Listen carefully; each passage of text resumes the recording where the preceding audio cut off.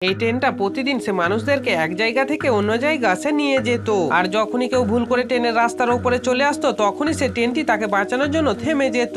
কিন্তু একদিন সে ট্রেনের মালিক সে ড্রাইভারকে ডেকে এনে সে দেখাতে শুরু করে যে আমি একটি অনেক বড় ট্রেন কিনেছি। যা দেখে ছোট্ট ট্রেনটি সে ভাবতে শুরু করে দেয় যে এবার তো তাকে সে চাকরি থেকে বের করে দেবে। যার কারণে ছোট ট্রেনের ড্রাইভারটি সে খুব মন খারাপ হয়ে যায়। তারপর বড় ট্রেনটি সে হাজার হাজার মানুষকে সে 1 মিনিটের মধ্যে অন্য জায়গা সে নিয়ে যেত। যার কারণে সে এইভাবে সে অনেক বছর যেতে থাকে। কিন্তু ট্রেনটি সে অনেক জোরে যাওয়ার ফলে সে নদীর ব্রিজটা সে অনেক দুর্বল হয়ে পড়ে। আর সেদিকে সে ছোট্ট ট্রেনটি সে কয়লা নিয়ে যাওয়ার সে কাজ করত। যার কারণে সে একটু দাঁড়িয়ে গেলে সে নতুন ড্রাইভারটি সে চাবুক দিয়ে তাকে মারতে থাকে। তারপর বড় ট্রেনটি সে নদীর ব্রিজটা দিয়ে যখনই যাচ্ছিল তখনই সে ব্রিজটি ভেঙে পড়ে। যার কারণে সে ট্রেনের ড্রাইভারটি সে খুব হর্ন বাজাতে থাকে। নিয়ে ছোট ট্রেনটি সে শুনতে পায় যে তার পুরনো ড্রাইভার সে বিপদে পড়েছে। যার কারণে সে খুব তাড়াতাড়ি সেখানে সে যাওয়ার চেষ্টা করে, কিন্তু সে নতুন ড্রাইভারটি তাকে সে কিছুতেই যেতে দেয় না। আর তখনই সে অনেক শক্তি লাগিয়ে সে সবকিছু ছিঁড়ে সে চলে যায়। আর সে খুব তাড়াতাড়ি গিয়ে সে একটি বগিকে নিয়ে সেখান থেকে সে তুলে নেয়, কিন্তু দেখে সে তার ড্রাইভারটি সে খালেই পড়ে আছে। যার কারণে সে খুব তাড়াতাড়ি যায় আর সে বগিটাকে ধরে ফেলে, কিন্তু সে তার অনেক শক্তি লাগিয়ে সে কিছুতেই তুলতে পারছিল না।